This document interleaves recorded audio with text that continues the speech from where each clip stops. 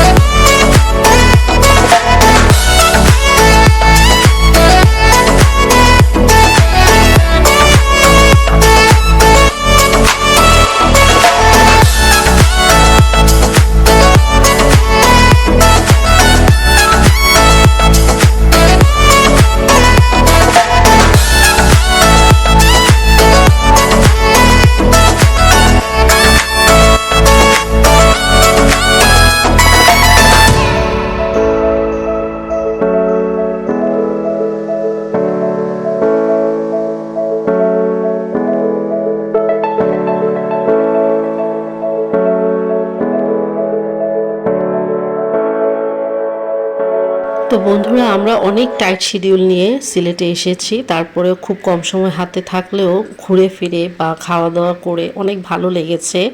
এই যে জ্যাম, প্রচুর জ্যাম পড়েছে। লাউয়াছড়া উদ্যানে এসেছিলাম আমরা, এখানে অনেকক্ষণ আমরা মানে জ্যামে পড়েছিলাম। তারপরে আমরা এখান থেকে চলে যাব গ্র্যান্ড সুলতানে, ওখানে গিয়ে লাঞ্চ শেষ করে আমরা আবার ঢাকার উদ্দেশ্যে রওনা করব। তো আশা করছি আজকের ভিডিওটি তোমাদের কাছে বা ব্লগটি অনেক ভালো লেগেছে এবং আমাদের সাথে তোমরাও ভিডিওটি দেখে এনজয় করেছো। তো এইভাবে আপুকে সবসময় সাপোর্ট করে যাবে, আপুর পাশে থাকবে।